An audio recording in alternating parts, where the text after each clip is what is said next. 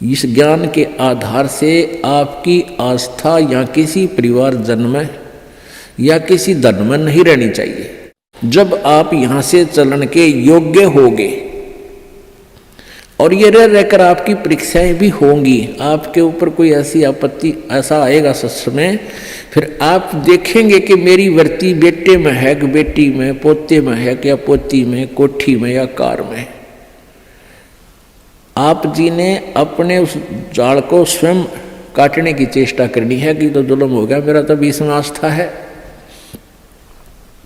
और यहाँ आशा रही तो वापस जन्म होगा, जहाँ आशा ता बासा होई और मन कर्म वचन सुमरियो सोई। आपकी यहाँ किसी भी चीज में आशा रहेगी, आस्था रहेगी, तो वापस आप जी को आना पड़ेगा। इसी यहीं पर मनमाने यहाँ फिर बैल बनकर आ जा,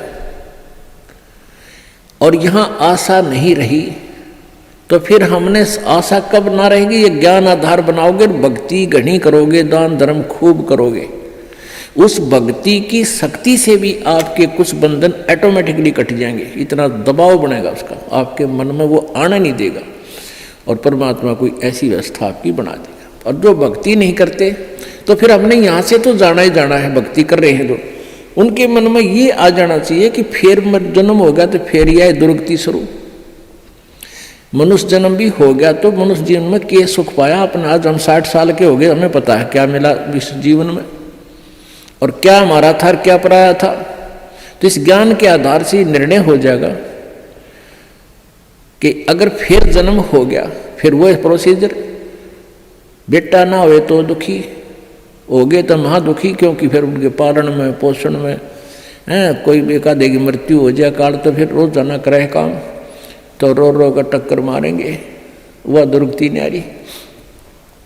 तो इन सब बातों को ध्यान रख के तो सच्ची श्रद्धा बना ले कि तो मरना पड़ेगा, पर इसी जगह चला फिर मरना ना पड़े, यहां से तो जाना पड़ेगा। तो इसलिए ये तो अपना है ही नहीं, चाहे बेटा है चाहे बेटी है, मोह है या ना है। तो अपने परिवार में आप जी ने ऐसे रहना पड़ेगा जैसे एक गाड़ी, रेलगाड़ी का कंपार्टमेंट होता है और उसमें आप सफर कर रहे हो, जिसका जहां स्टेशन आ जाएगा ऑटोमेटिकली उतर जाएगा। किसी का 2 घंटे का है, किसी का 10 घंटे का सफर है, किसी का 24 घंटे का है वो। तो ऐसे ही आप जी इसको ऐसा समझ कर रहोगे जैसे रेस्टोरेंट होते हैं, होटल में जाकर डट गए तो वहाँ सारी सुविधाएं होते हुए भी आपको पता है कि मेरी नहीं है, उनका प्रयोग भी करना है। उनमें मेज कुर्सी पलंग टीवी वहाँ पर है, उनका पंखा कूलर एसी फ्रिज, उनका प्रयोग भी करना है, लेकिन अंडरस्टूड होता है कि मेरी को ना, ये तो धनी की है। तो ऐसे ही ये सारा रेस्टोरेंट, ये होटल, ये काल का है, और हमने किराए पर अपनी पूंजी जमा करा का यहाँ, तो ये कुछ समय का रहने का यहाँ पर मिला हुआ है, और ये व्यवस्था बता दी, इस खेती में बना रखा, ये मजदूरी कर, ये ऐसे खा ले, ये या छोड़ रखा है। लेकिन ये अपनी नहीं, हम यहाँ होटल में कुछ दिनों के लिए सटे करे हुए। यदि ऐसी आस्था आपकी बन जाएगी तो फिर कोई पल्ला नहीं पकड़ेगा आपका, कोई बाधा नहीं बनेगी। अन्यथा जो भक्ति नहीं करते हैं उनकी कैसी वृत्ति होती है। अब जैसे कोई पिछले जन्म में भी कोई भक्त भक्ति करता था और वो पार ना होया, आप जी हो, परमात्मा चाहते हैं कि तुम सभी पार हो जाओ, बहुत अच्छी बात है, क्योंकि पार होने के लिए तो ये सारा खेल हो रहा है आपको पार करने के लिए। अब विद्यालय में बच्चे फेल भी होते हैं और पास भी अधिकतर ही होते हैं, और कुछ एक फेल भी हो जाते हैं, तो वो फेल हुए हुए गणे दुखी होया करें। तो ऐसे ही एक व्यक्ति किसी जन्म में कोई प्राणी, कोई आत्मा परमात्मा से विमुख हो गया, भक्ति ना करी, छोड़ गया, तो उनको फिर लेता है भगवान शरण में। एक किसान के घर जन्म हो गया उस पुण्यात्मा का, अब कहते हैं जो जन मेरी शरण में एक बार आ गया, परमात्मा कहते हैं हमारी शरण में एक बार कोई प्राणी आ गया तो फिर उसको जब तक वो पार नहीं हो लेगा उसके पीछा हम छोड़ना को नहीं। जो जन हमारी शरण है ताका हूं मैं दास, और गेल गेल ला गया फिर वो जब लग धरती आकाश। तो उसी विधान से परमात्मा उस किसान के पास गए और किसान से कहा कि भाई,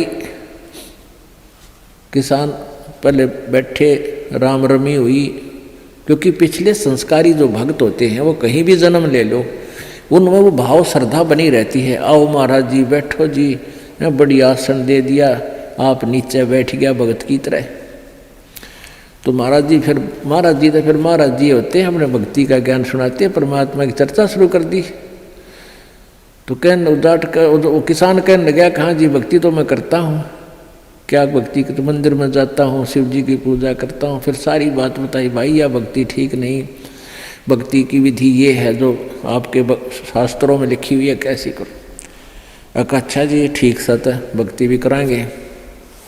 भाई फिर उपदेश ले ले। अगना जी इब्बा नहीं, ये तो बच्चे छोटे छोटे हैं, ये थोड़े से ठीक हो जाए, अपना काम संभालन जोगे, फिर महाराज जी तेरे आप पक्का चेला बन जाऊंगा।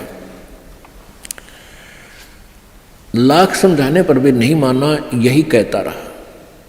परमात्मा चले गए। कुछ दिनों के बाद फिर गए, देखा क्या किसान के 2 लड़के थे, उन लड़कों के भी बच्चे हो रहे, उन खिलाने लग रहा खूब प्यार से, सीने से लटा रखे पोते। परमात्मा फिर गए, किसान भाई भगत जी देवता तेरे बच्चे भी समझदार हो गए हैं और खेत का काम संभाल लिया, तू आजा भक्ति कर ले, नाम ले ले। ने बोला महाराज जी देख छोटे छोटे पोते हैं, बच्चे खेत में जहाँ हैं काम कर रहे हैं, और मैं इनको बाद में संभाल रहा हूँ, अब मुझे फुर्सत नहीं है, थोड़े ही बच्चे पोते बड़े हो जाए थोड़े से, फिर मैं भक्ति करूँगा। बहुत कहने पर भी नहीं बोला, ना बाबा जी दुखी ना करे मैंने, क्यों पोते घने प्यारे लग गया करे। यह काल का एक भयंकर जाल आगे और बढ़ा देता है उसके ऊपर। अब बेटे तो उल्टे बोल रहे, कोई धमका दे, कोई खुड़का दे, और वो पोते बोल रहा करे प्यारे प्यारे, तो वो घने प्रिय लगते हैं। न बोले बाबा जी तू तो सब ऐसा ही, तेरे तो कोई लाग नहीं, कोई संतान नहीं, तेने क्या पता संसार के उसका है, कह दिया भक्ति कर ले, भक्ति नहीं होया करे, पोते बड़े हो लेंगे फिर बात करूँगा तेरे से, फिर जरूर नाम ले लूँगा, पक्की बात हो रही। नो टाल टूल दिया। अब 4 साल के बाद फिर आए परमात्मा संत जी रूप में। तो घर आके पूछा कि भाई तुम्हारा वो कहाँ गए तुम्हारे पिताजी दादाजी। वो पता चला कि वो तो मर गए, 4 साल हो गए, मृत्यु होगी।